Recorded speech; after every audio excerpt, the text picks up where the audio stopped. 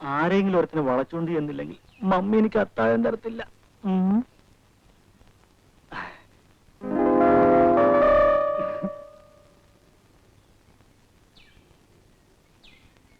ചേട്ടാ, തനിക്ക് എന്തോട് വേണ്ടത്? അതിപ്പോ നിന്നോട് പറഞ്ഞാൽ നടക്കുമോ? അനാവശ്യം പറയുന്നു. എന്റെ പൊന്നു പെങ്ങളെ ക്ഷമിക്കണം, ആളെ തെറ്റിപ്പോയതാ. Bloody bastard. ഇവൻ വീഴും.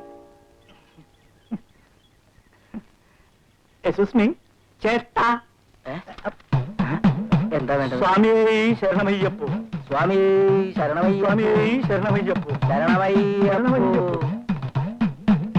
ചേടാ, ഇന്നത്തെ ശകുനം മോശമാ. ഇനി ആരെ പോയി പിടിക്കാതെ അങ്ങോട്ട് പോകാനും പറ്റത്തില്ലല്ലോ. Hello, good evening sir. ഇങ്ങനെ ചോദിച്ചാലേ എങ്ങനെയാ? ഉണ്ണികൃഷ്ണൻ എന്നല്ലേ പേര്? അല്ലേ? എന്റെ പേര് ഗോപകുമാർ. ഞാൻ വൈകുന്നേരം ഇപ്പൊ ഒരു ചെറിയ ബിസിനസ്സുമായിട്ട് ഇറങ്ങിയതാ. എന്ത് ബിസിനസ്? അതിപ്പോ സാറിനോട് എങ്ങനെയാ പറയാതിരിക്കുക? ഞാനൊരു മാന്യനാണ് സാർ. സാർ ഊഹിച്ചെടുത്തോളൂ. ചുമ്മാ പറയടോ. ചുമ്മാ ആളെ കളിയാക്കാതെ സാർ. ഒരു കുടുംബത്തിൽ 5-6 പെൺകൊച്ചുങ്ങൾ ജീവിച്ചു വേണ്ട കാര്യമാ. അതും മാന്യന്മാർക്ക് വരാൻ പറ്റിയ സ്ഥലമാ. എവിടെയാടോ? സരസമ്മയുടെ വീടറിയില്ലേ? ഫേമസാ. സാറ് വരും, ഞാൻ കൊണ്ടുപോകാം. അല്ല, എന്താ പേര് പറഞ്ഞത്? ഗോപകുമാർ. എന്റെ കൂടെ 2-3 ഫ്രണ്ട്സ് കൂടി ഉണ്ട്. ഇന്ന് സന്ധ്യയാകുമ്പോ ഞങ്ങൾ ഒന്നിച്ചങ്ങ് വരാം. ഓക്കെ. ഇതാണ് എന്റെ ഭാഗ്യം എന്ന് പറയുന്നത്. കോപൻ ഈ കാര്യത്തിൽ ഇറങ്ങി തിരിച്ചാൽ എവരെങ്കിലും തപ്പിക്കൊണ്ടല്ലാതെ തിരിച്ചു പോകത്തില്ല. അങ്ങേരി എനിക്ക് എന്തെങ്കിലും കാര്യമായിട്ട് തരാതിരിക്കത്തില്ല. മമ്മി മമ്മി മമ്മി മമ്മി, ഈ കൗണ്ടർ കിസ് തന്നെ. നീ പോടാ അവിടുന്ന്. കിസ് ചോദിക്കാൻ വന്നിരിക്കുന്നു. മടിയിലെടുത്ത് കുറച്ച് പാലോടെ തരാം. അന്ന് ഞാൻ എന്റെ ശരീരം നന്നാക്കിനെ. മമ്മി, ഞാനൊരു ഉഗ്രം കോളൊപ്പിച്ചിട്ടാ വന്നിരിക്കുന്നത്. ആളിപ്പ ഇങ്ങെത്തും. നമ്മുടെ പെൺപിള്ളേരോടൊന്ന് റെഡിയാതിരിക്കാൻ പറ. ആരാ വരുന്നത്? എന്റെ ഒരു അടുത്ത സ്നേഹിതനും അദ്ദേഹത്തിന്റെ കുറെ സ്നേഹിതന്മാരും. മമ്മിക്ക് എനിക്കൊന്ന് കൈ നിറയെ കിട്ടും. ആ, വന്നു തോന്നുന്നു. ഞാൻ വരുന്നു. അയ്യോ, ഒന്ന് പതുക്കെ ബെല്ലടി. പറക്കട്ടെ. അയ്യോ,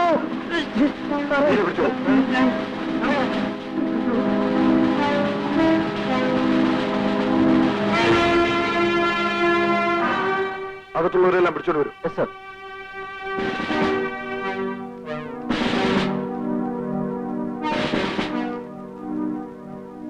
ഞാനൊന്ന് പറഞ്ഞത് ഓർമ്മയുണ്ടല്ലോ.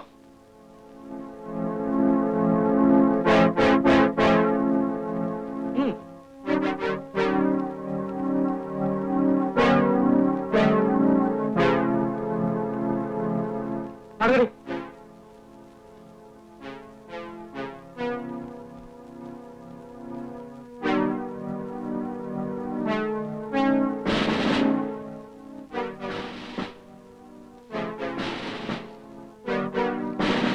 കുട്ടമ്പളേ, സർ.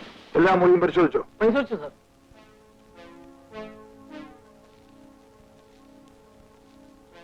ഇനി വീട്ടിൽ ആരെങ്കിലും ഉണ്ടോ? Excuse me sir.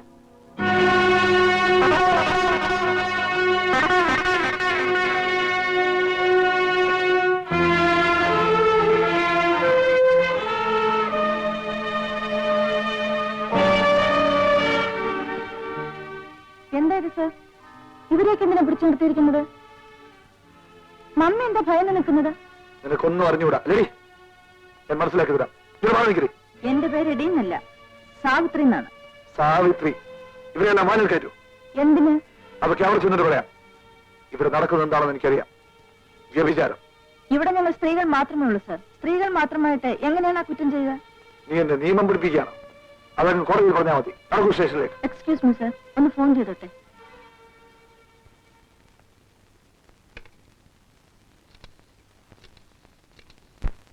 Hello.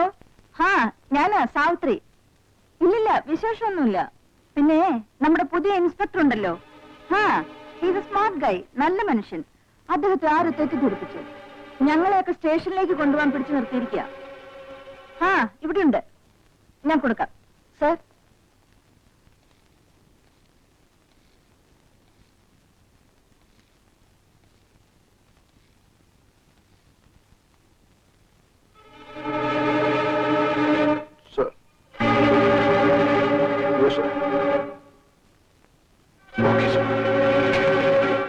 Bloody stupid. നിങ്ങളെപ്പോലെ സത്യസന്ധന്മാരായ ഉദ്യോഗസ്ഥന്മാർക്ക് ഇവിടെ രക്ഷയില്ല. ഈ നാട്ടിൽ ഇതൊക്കെ നടക്കൂ.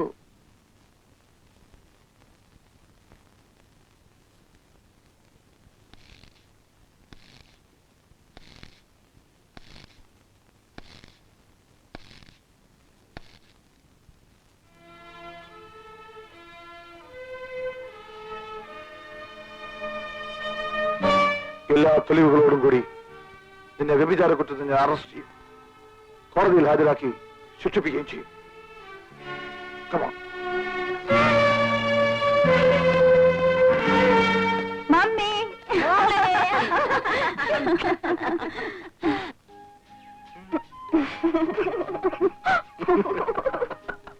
സൽമേ, നമ്മുടെ കല്യാണ കാര്യം ഞാൻ ഉമ്മയോട് സംസാരിച്ചു. ഉമ്മയ്ക്ക് സമ്മതം. എന്റെ ബാപ്പ സമ്മതിക്കുമോ എന്തോ? നിന്റെ വാപ്പ സമ്മതിച്ചില്ലെങ്കിൽ വാപ്പ അറിയാതെ നിന്നെയും തട്ടിക്കൊണ്ടുപോകും. ആ,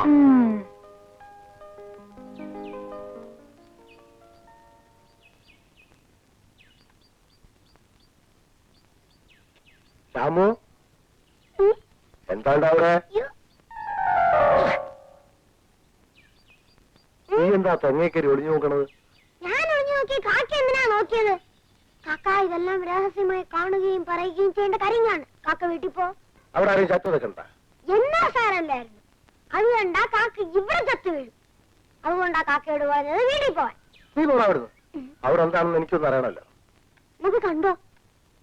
അതുകൊണ്ടാ കാക്കയുടെ കാറ്റ് പോകുന്നത് തീർച്ചയാണ്. ഞാൻ പോണു.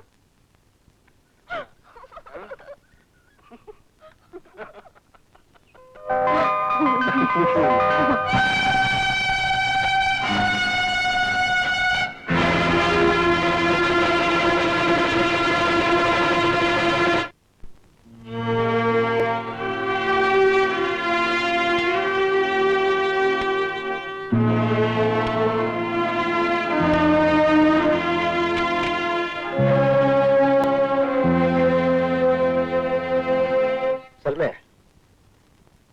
എന്താ ബാപ്പ? ഇന്ന് കോളേജിൽ പോയിരുന്നോ? പോയിരുന്നു. കോളേജിൽ പോകുന്നു പറഞ്ഞ് വീട്ടിൽ നിന്ന് ഇറങ്ങിയിട്ട് ആ വർഷാപ്പേര് ഞാൻ കണ്ടടി. ഇതിനാണോ അന്ന് ഞാൻ കഷ്ടപ്പെട്ട് പഠിപ്പിക്കണത്? മതിയടി എന്റെ പഠിത്തം. അന്ന് ഞാൻ ഒന്ന് കുഴിച്ചു മൂടും. എന്തായിരുന്നു? എന്റെ മോളെ ഞാൻ തല്ലും, കൊല്ലും. നീ ആളാ ചോദിക്കാൻ? ഇറങ്ങി പോ പുറത്ത്.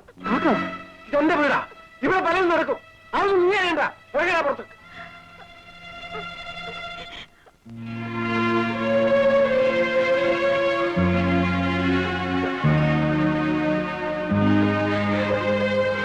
മതിയടി എന്റെ പഠിത്തം. ഇനി ഈ വീട്ടിന്റെ പുറത്തിറങ്ങിപ്പോയത്.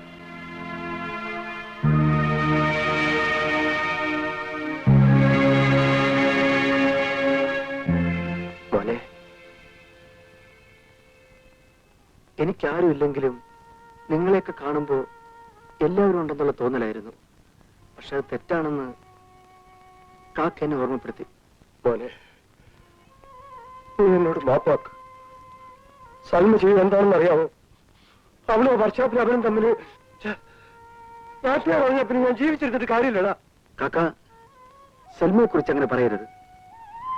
കാക്കയെ ആരോ തെറ്റിദ്ധരിപ്പിച്ചതാണ്. അല്ലടാ, അല്ല. ഞാൻ എന്റെ കണ്ണുകൊണ്ട് കണ്ടതാ. കാക്ക, അതെ ഗോപി.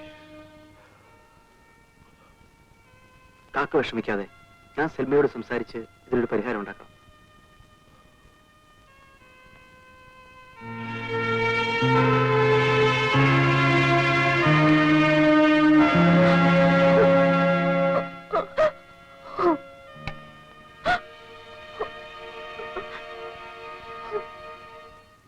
സൽമേ,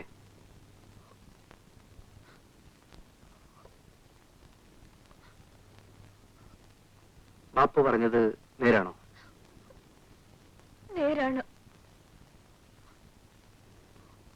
നീ നിന്റെ ബാപ്പയെ വേദനിപ്പിക്കരുത്. ഇതോടെ ഈ ബന്ധം അവസാനിപ്പിക്കണം. ഗോപിയേട്ടാ, എനിക്കിഷ്ടപ്പെട്ട ഒരാളല്ല ഞാൻ വിവാഹം ചെയ്യുക. നാളെ നിന്നെ സലീം ചതിക്കില്ല എന്നുള്ളതിന് എന്താ ഉറപ്പ്? ഇല്ല ഗോപിയേട്ടാ, സലീം ഒരിക്കലും എന്നെ ചതിക്കില്ല. ഞങ്ങളുടെ വിവാഹത്തിന് ബാപ്പ സമ്മതിച്ചില്ലെങ്കിൽ സലീം വന്ന് വിളിച്ച എനിക്ക് കൂടെ ഇറങ്ങി പോവേണ്ടി വരും. വേണ്ട മോളെ.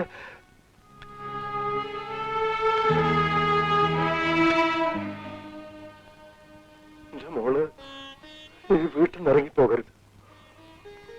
അനക്കതാണ് ഇഷ്ടമെങ്കിൽ എനിക്ക് ആ ബാപ്പ നടത്തി തരും. ഗോപിയെ, എന്റെ മോക്ക് ആങ്ങളമാരാരുമില്ല. അത്താരത്ത് നീയാണുള്ളത്. നീ പോയി ഓരോട് സംസാരിക്കുക.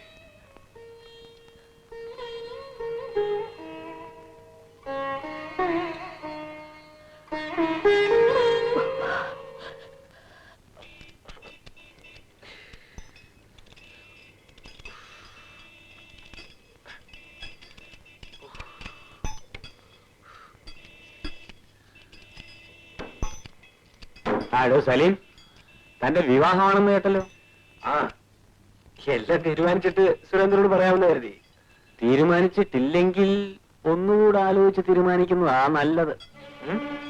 അതെന്താ? അല്ല, ആ പെണ്ണായതുകൊണ്ടാ. ആ ബീഡി തെറുപ്പുകാരൻ ഒറ്റക്കാരൻ കാക്കിയുടെ മോളല്ലേ. തനിക്കിതെന്ത് പറ്റിയടോ? നാട്ടിൽ വേറെ പെൺപിള്ളേർ ഒന്നുമില്ലാഞ്ഞിട്ടാണോ താൻ ഇതിൽ കുടുങ്ങിയത്? ആ പെൺകുട്ടിയെ എനിക്കിഷ്ടമാണ്. താൻ എന്റെ പാർട്ണറല്ലേ, അതിന് സ്റ്റാറ്റസ് ഇല്ലേ? തന്റെ ഇപ്പോഴത്തെ നിലയ്ക്കും വിലയ്ക്കും യോജിച്ച വിധത്തിൽ ഒരു 1.5 ലക്ഷം രൂപ സ്ത്രീധനം കിട്ടുന്ന ഒരു പെൺകുട്ടിയെ ഞാൻ കണ്ടുപിടിച്ചു തരാം. വേണ്ട സുരേന്ദ്രൻ, എനിക്ക് അങ്ങനെ വലിയ സ്ഥലത്ത് നല്ല ബന്ധമൊന്നും. എടോ, ആ പെണ്ണിനെ പറ്റി ഞാൻ ചിലതൊക്കെ കേട്ടു. ആ പോക്കറ്റടിക്കാരനും അവളും തമ്മിൽ എന്തൊക്കെയോ ബന്ധമുണ്ടെന്നാ കേട്ടത്. നിങ്ങൾ അവളെ കുറിച്ച് വേണ്ടത് പറയരുത്. എനിക്ക് സൽമ അറിയാം, ഗോപി അറിയാം. ഞാൻ ആരെ വിവാഹം കഴിക്കണമെന്ന് ഞാൻ തീരുമാനിച്ചോളാം. എന്റെ സ്വന്തം കാര്യങ്ങളിൽ സുരേന്ദ്രൻ ഇടപെടുന്നത് എനിക്കിഷ്ടമല്ല. താൻ ചുമ്മാ ചൂടാകാതോ. തന്നെ വേദനിപ്പിക്കാൻ വേണ്ടി പറഞ്ഞല്ല കേട്ടോ.